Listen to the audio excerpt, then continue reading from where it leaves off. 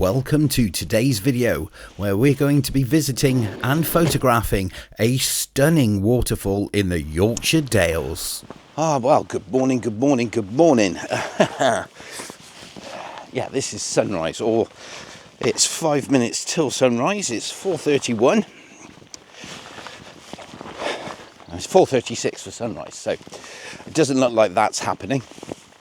But we are not at a loss because we're going to go off and have a look at a waterfall that I didn't get to go and shoot yesterday. Such a shame, no sunrise.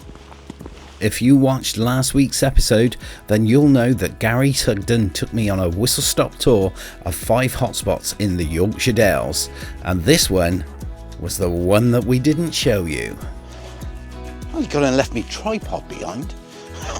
Good job it's 4:30 in the morning. Somebody could come along and grab that easy. I think he's by the side of the road.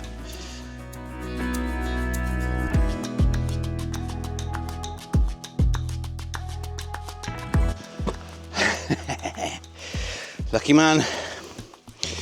Walking over cattle grids. Not a good idea. Wise words indeed. Our route today takes us past the amazing Windskill Stones, the main protagonist for last week's video. If you want to see more of Yorkshire's fine waterfalls, then be sure to go and check it out. I'll put a link at the end of this one. But today we need to make our way through this glorious Yorkshire countryside and head off down to Catrigg Foss.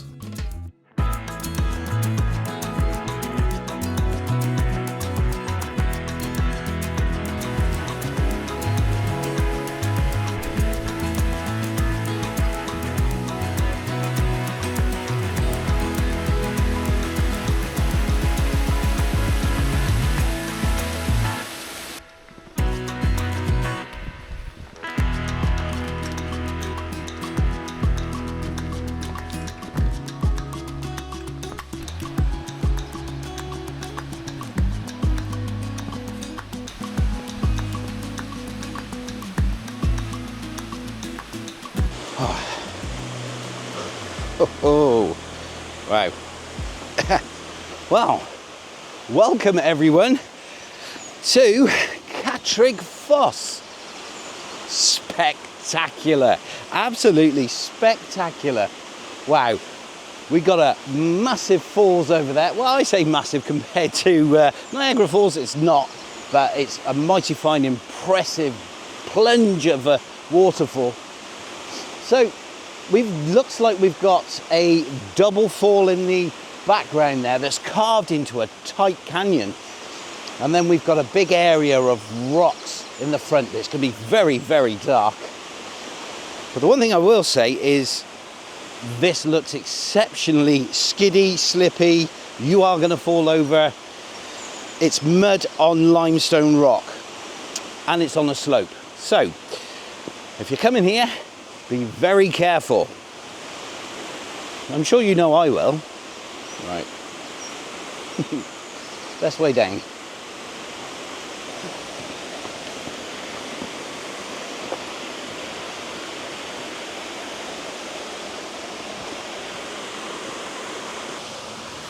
Ugh. Yeah. Weirdly, this is not for the faint-hearted.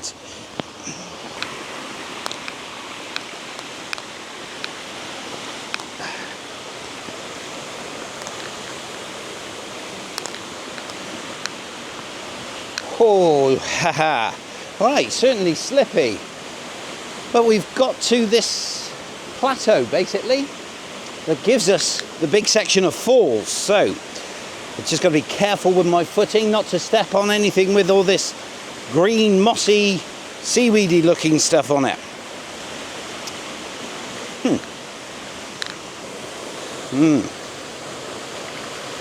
Can't see what's in there. Nope, that's deeper than it looks.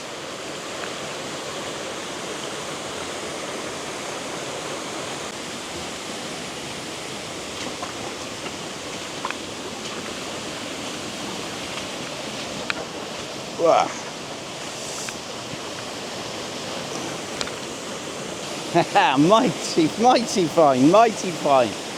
Well, the first thing that comes to mind is, what am I going to do? So I think I'm going to try and play with these foreground rocks that we've got going on in front of me here. There's a couple of little cascades in it that might work for a bit of foreground interest. I think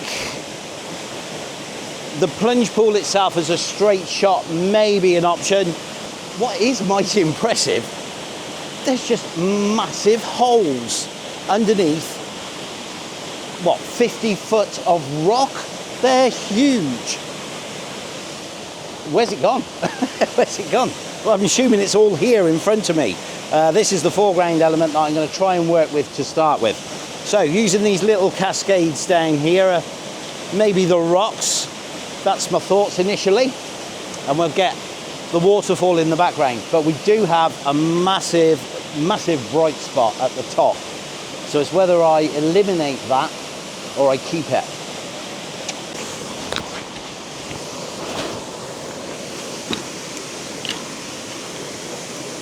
Stay.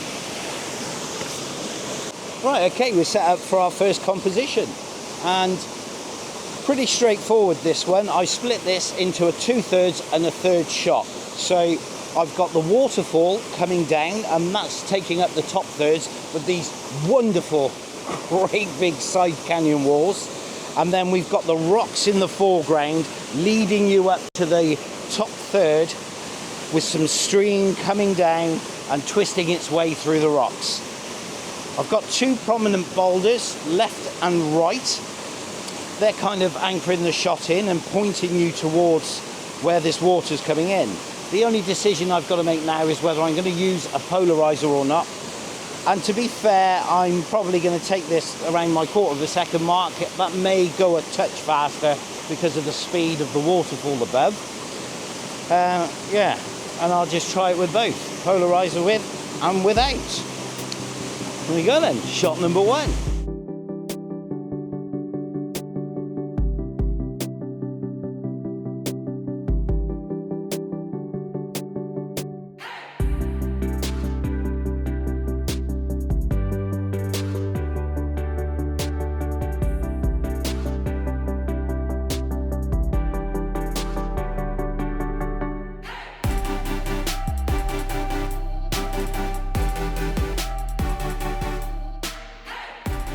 Okay, so for our second shot, we got to be careful. I want to get just a straight up shot of the falls themselves. That white spot at the top is just completely killing everything, so it's got to be eliminated. It's just a white mush. There's nothing really up there giving me anything at all. So I've got to navigate through these rocks. I think I'm going that way. But yeah, now I just want a straight front-on shot of the waterfall with the plunge pool. So I'm in safety.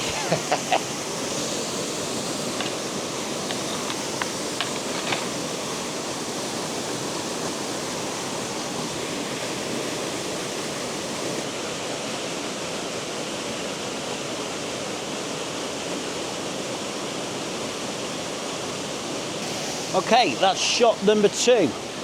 So what I've done there is I've taken one at a 1/4 second for the background, and I've taken a couple of longer shutter speed for the foreground to give me a bit of a flow, a bit of a nice smooth texture. And I may blend them together. What I've done is given myself options. I quite like the 1/4 second, but that nice ethereal look in the foreground may well work well with it. May well work well. I don't know. That one will be decided for you guys now.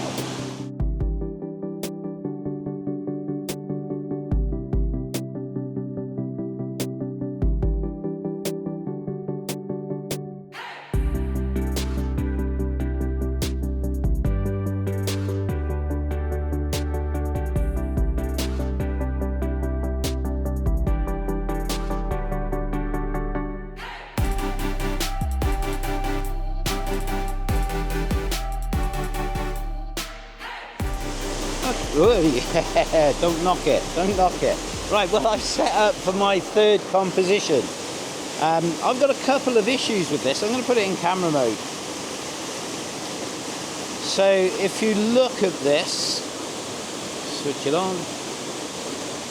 So if you look at this, I've got a great big glare patch that's coming from the waterfall, reflecting into the water. And I've got the polarizer on to try and eliminate it, but that's as good as I can do. I have to wait for the cloud to come over and completely block everything that's in the top section.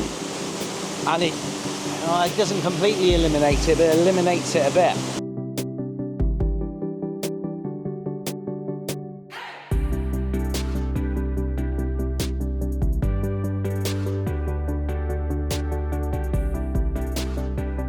So I did like that composition, but I am going to tweak it a little. I want it to come over and come a bit lower, I think. I think that's going to help. I want to just minimise that mid-ground that we've got going on. Around about there. Oh yeah. Tighten your legs up. Now it brings another couple of rocks in. About there. Check I'm level. Of course I am. So, very similar composition to the last one, but this time I've got a couple of more rocks in the foreground, and I've tried to minimise the amount of mid-ground I've got. So the separation between the rocks that I've got in the centre and the background where the waterfall is kind of reduced. Right, give that one a go.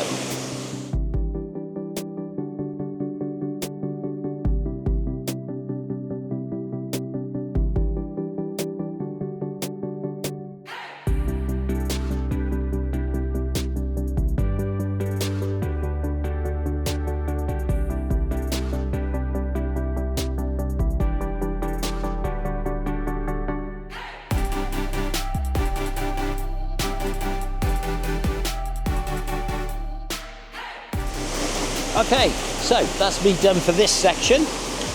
Going to move back now and see what we can get. I'm hoping that we don't get the view obscured too much for the waterfall. Right, let's make the treacherous walk back.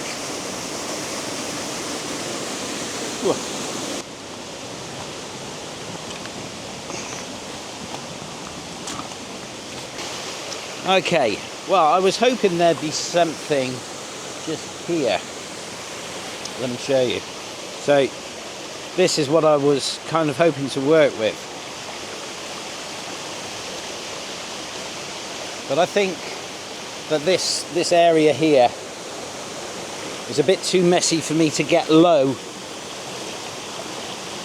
No. So it doesn't work for me. I'm going to head on down even further. Let's see if we can make something work with that log that's down there. That would be really nice, but I think that's going to be asking, that is. All right. Let's get down there.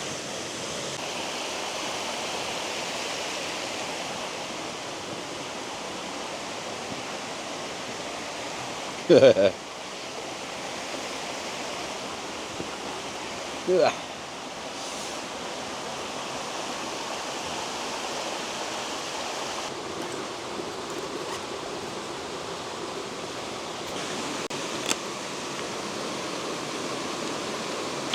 Well, this is proving to be quite a difficult composition to create.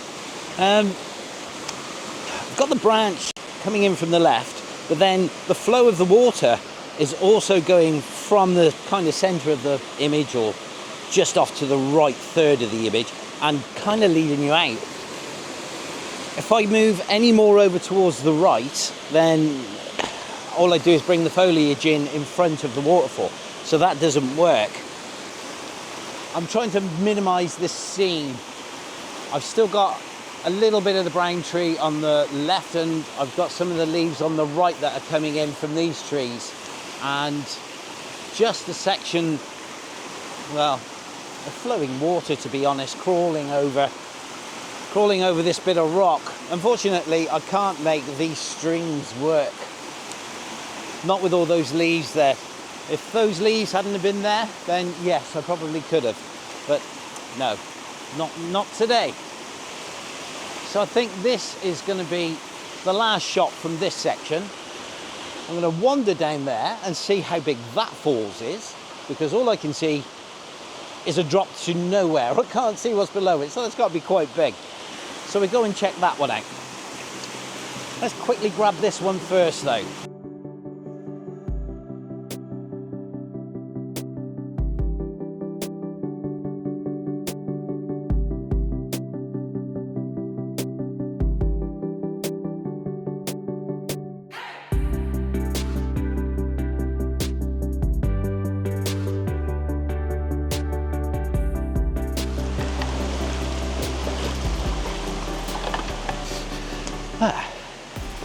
Okay, right, well, it seems that there's going to be another section of waterfall down there, I think. Can't quite see it, so I'm going to give that a scout and have a look for that. That's me done with this section for today. There's a lot of log fall though, so I hope the path's clear.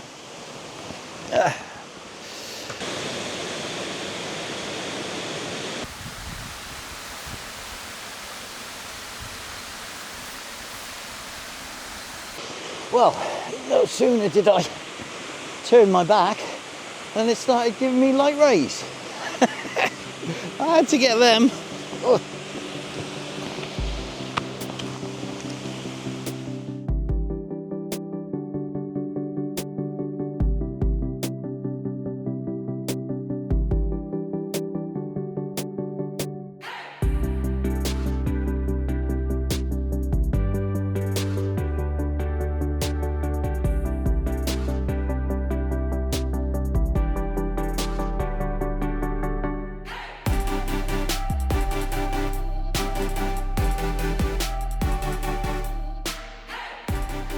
Okay, let's see if there is actually an access point to the stuff that's lower.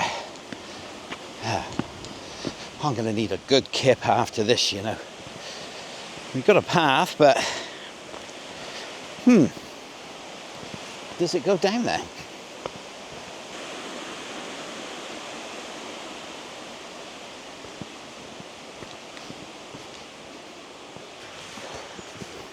Well, the waterfall that was behind me when I was at the top is over there, and we are now in a, I'm going to say, 80-foot drop down to a gorge, so it doesn't look like it's accessible. And possibly might be if you want to do a bit of gorge walking, but that's certainly not my thing. So what a fantastic place, and I've got to give credit to Garry Sugden. What a stellar man. He took a day out to come and show me around. Fantastic, wonderful guy. So go and check out Garry's channel if you don't know him already. I'm sure a lot of you do. And he's also a member of the Thumbs Up Photography group, who've got a channel called Thumbs Up Photography, and they're doing their own show. So go and check them out, because that's well worth a watch. If you're into your photography, a photography show should be for you. Cheers guys, it's time for me to get back to the van and catch up on some sleep. I think I woke up at 4:45, so yeah, bit of a rest, and then it's off to the next one.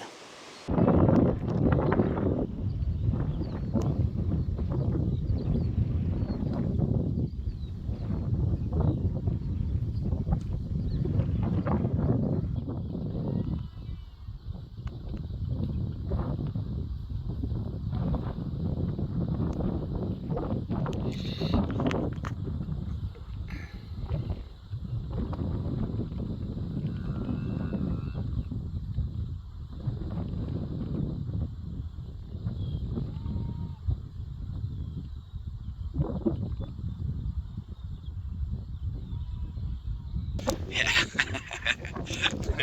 they get right away.